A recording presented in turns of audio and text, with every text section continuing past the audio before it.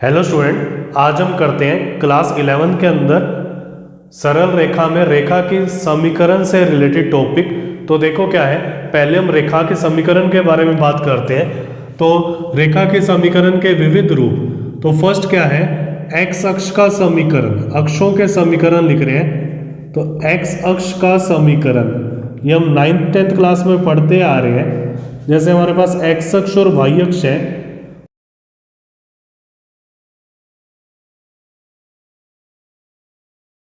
तो हमने पढ़ा हुआ है कि जो एक्स अक्ष है ना, उसका समीकरण तो होता है y बराबर 0, और y अक्ष का जो समीकरण है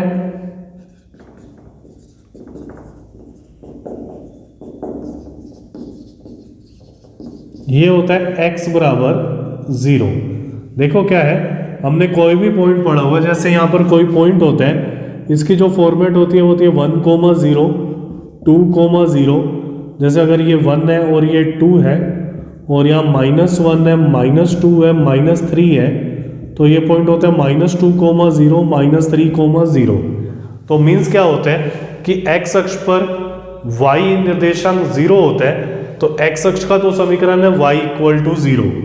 ऐसे ही y अक्ष पर जो बिंदु होते हैं 1, 2, 3, -1, -2, -3, तो इसके जो निर्देशांक होते हैं 0, 1, 0, 2, 0, -2, 0, -3, 0, 3।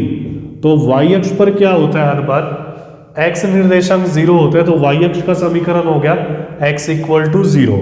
ठीक है, अब क्या है, क्षैतिज और ऊर्ध्वाधर रेखाएं।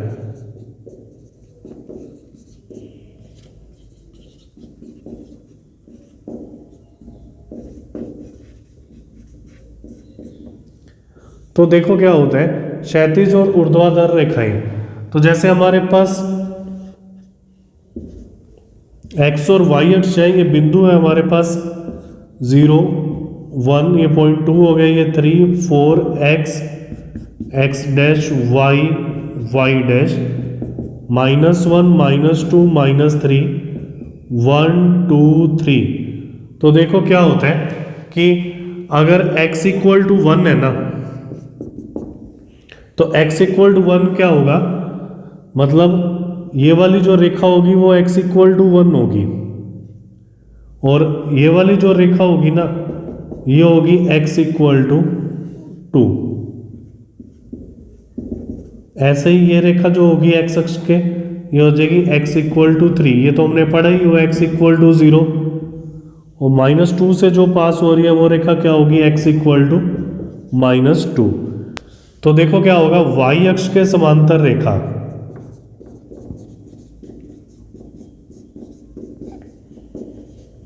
का समीकरण, तो जो y अक्ष के समांतर रेखा जो होगी ना, उसका समीकरण इस फॉर्मेट में होगा x = a। मतलब a कुछ भी हो सकता है, कोई भी रियल नंबर। ऐसे ही क्या है, x अक्ष के समांतर रेखा का समीकरण,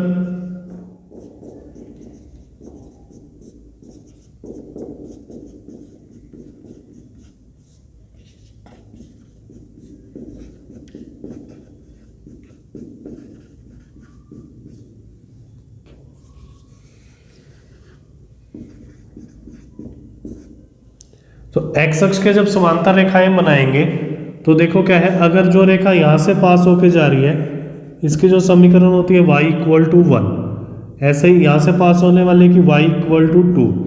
तो x अक्ष के समांतर रेखा का समीकरण y बराबर a लिख दो, या y बराबर b। थर्ड है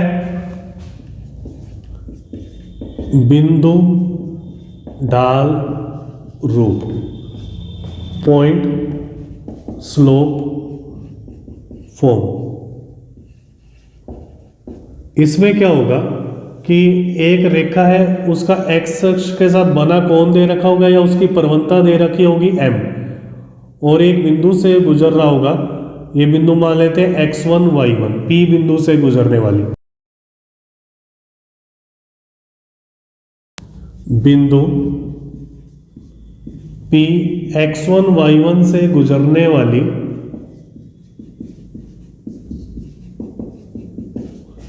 वह ढाल एम वाली रेखा का समीकरण। इसका फॉर्मूला होता है, जैसे यहां पर कोई भी जनरल बिंदु हो गया x1 y1 सॉरी xy, तो रेखा का समीकरण हो जाएगा y minus y one equal to M x minus x1। इसको वैसे ही निकालेंगे जैसे हम परवंता निकालते हैं। परवंता का फॉर्मूला क्या होता है, y2 माइनस वाई वन, तो क्या आ जाएगा y माइनस वाई वन, इसको क्या मान लिया, और ये क्या हो जाएगा x माइनस x1, तिरछा गुना कर दिया तो क्या आ जाएगा y minus y one equal to M x minus x1। Next क्या है, दो बिंदु रूप, मतलब 2 पॉइंट फॉर्म।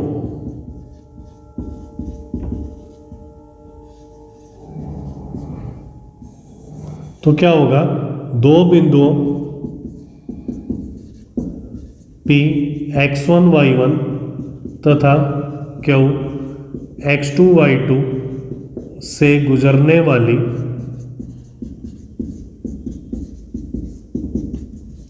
रेखा का समीकरण।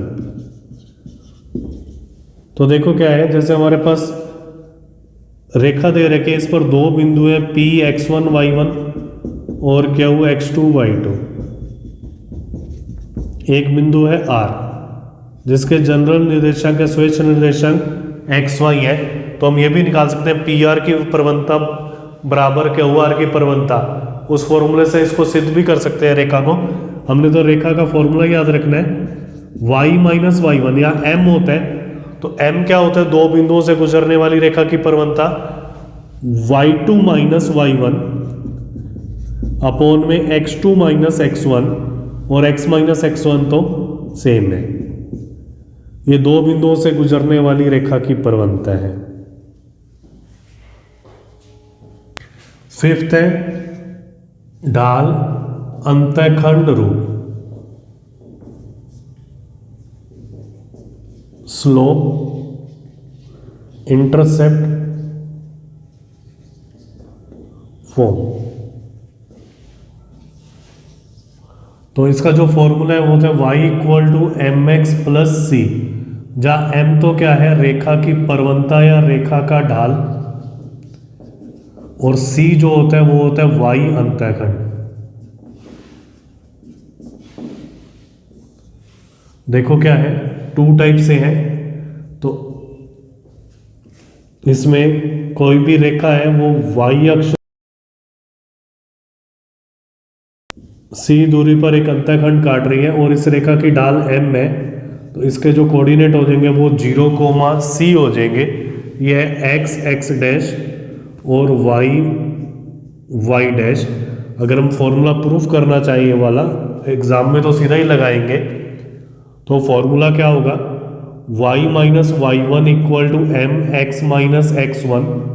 तो x1 की जगह तो 0 है और y1 की जगह c है, और प्रवणता हमें दे रखी है m, तो आ जाएगा y equal to M X plus C. ठीक है, तो प्रवणता निकालने का एक फॉर्मूला और हो गया। अगर रेखा की समीकरण दे रखी है, एक साइड में y है, y का गुणांक 1 कर लेना है, तो जो x का जो गुणांक होगा वो प्रवणता हो जाएगी। जैसे 2x plus 3y plus 5 equal to 0, इसकी प्रवणता निकालनी है। प्रवणता निकालने का एक फॉर्मूला तो था माइनस a अपॉन बी, मतलब x का गुणांक बटे में y का गुणांक। एक तो ऐसे निकाली थी। दूसरा क्या है कि यहां से y का मान निकालेंगे, माइनस 2/3x माइनस 5/3, 3 से भाग दे दिया, तो जो x के साथ जो संख्या आ रही है मतलब x का गुणांक, वो क्या हो जाएगी प्रवणता। मतलब m बराबर क्या आ गया यहाँ पर -2/3। ठीक है, और एक ढाल अंतःखंड रूप एक और भी होता है y equal to M x minus d. इसके अंदर m तो होती है रेखा का ढाल और d होता है x अंतःखंड। इस टाइप से है, मतलब इस बार x अक्ष से अंतःखंड कट रहा है, ये d है तो इसके निर्देशांक हो जाएंगे d कोमा 0, ये m है x, x dash y, y dash, ये मूल बिंदु। ठीक है, तो इससे क्या हो जाएगा, रेखा की समीकरण आ जाएगी। हम मोस्टली इसका ही यूज करते हैं। अगर कोई इस फॉर्मेट में x अंतःखंड दे रखा है तो हम बिंदु लगा के, फॉर्मूला लगा के ये समीकरण निकाल लेंगे।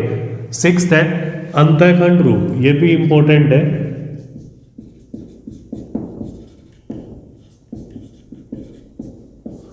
यदि कोई रेखा निर्देशीय अक्षों से, निर्देशीय अक्षों का मतलब है x और y अक्ष के साथ A तथा B अंतःखंड काटती है,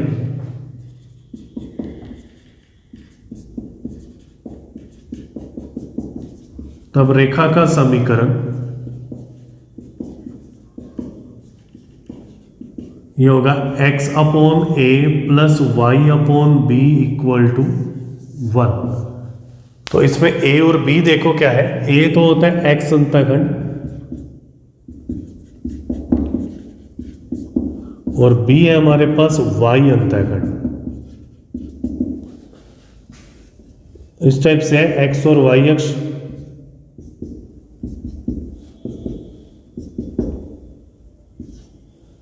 एक रेखा है जो यहाँ a और b अंतःखंड काटती है।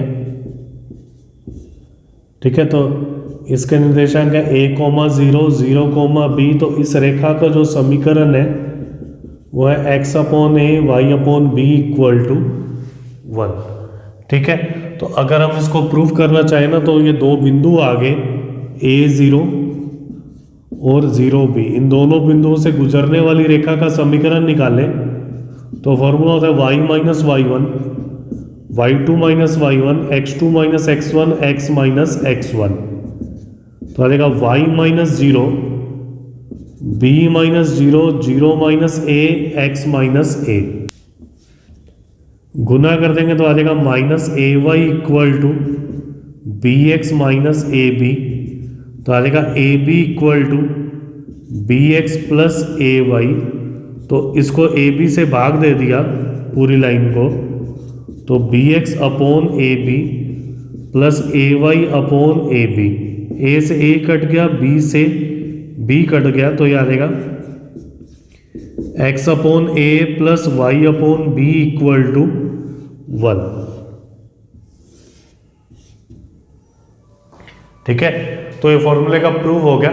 लेकिन क्या है कि अगर x अक्ष पर कटा अंतःखंड और y अक्ष पर कटा अंतःखंड दे रखा है तो हम सीधा यहां मान रख देंगे x upon A plus Y upon B equal to 1। ठीक है, ये तो ढाल अंतःखंड रूप में रेखा का समीकरण है, और ये क्या है, अंतःखंड रूप में रेखा का समीकरण है। वीडियो अच्छी लग रही है तो वीडियो को लाइक कर दें, शेयर कर दें और चैनल को सब्सक्राइब कर दें। आगे जैसे भी वीडियोस डालते रहेंगे तो आपके पास इंफॉर्मेशन आती रहेगी। आपने 11th क्लास में इस चैप्टर को कंप्लीट वीडियो से कर लेना। बहुत अच्छी तरह से सारे क्वेश्चंस इसमें करवाएंगे, सभी टॉपिक। नेक्स्ट फॉर्म क्या है रेखा के समीकरण निकालने का, लंब रूप, नॉर्मल फॉर्म।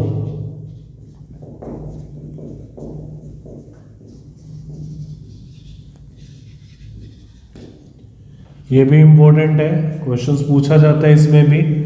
तो मैं क्या लिखता हूं, लंब रूप में रेखा का समीकरण। यह समीकरण होता है x cos alpha plus y sine alpha equal to p, जहां p मूल बिंदु से रेखा पर लंब की लंबाई है तथा अल्फा धन x अक्ष व लंब के मध्य कोण है। ठीक है, इस टाइप से इसको बनाते हैं। जैसे कोई भी रेखा है, ये वाली, ये x, x dash, y, y dash, ये मूल बिंदु हो गया। तो P तो क्या है कि यहाँ से एक लंब खींचा गया है, तो ये P हो जाएगा। और अल्फा क्या है, इस लंब का एक्स अक्ष से बना कोण, धनात्मक दिशा से बना कोण। तो जो ये रेखा है इसका समीकरण हो जाएगा x cos alpha plus y sine alpha equal to p. तो कभी भी लंब रूप निकालना है ना, तो हमारे पास मूल बिंदु से लंब की लंबाई पता होनी चाहिए और लंब का एक्स अक्ष के साथ बना कोण भी पता होना चाहिए। एक बहुत इंपॉर्टेंट बात है इसके अंदर कि कैसे पहचानेंगे कि जो समीकरण है वो लंब रूप में है या नहीं।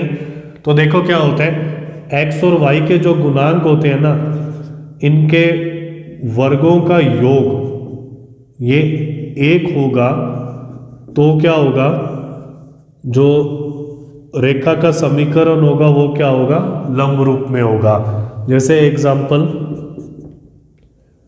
हमारे पास है 1/√3x plus √2/√3y equal to 5। हमें ये चेक करना है कि ये रेखा का लांबिक रूप है या नहीं, लंब रूप है या नहीं, नॉर्मल फॉर्म है या नहीं। तो x का गुणांक क्या है, 1/√3, y का गुणांक क्या है, √2/√3। जब इसको सिंप्लीफाई करेंगे तो 1/3, 2/3 मतलब 3/3 मतलब 1 आ रहा है। मतलब जो ये जो रेखा है हमारे पास ये वाली, ये किस फॉर्मेट में है, लंब रूप में, मतलब नॉर्मल फॉर्म के अंदर है। क्लियर है ये? तो क्या देखना है, x का गुणांक और y का गुणांक दोनों को वर्ग करके जोड़ेंगे। अगर आंसर 1 आ रहा है तो जो रेखा की जो समीकरण है वो हमारे पास क्या होगी, लंब रूप में होगी।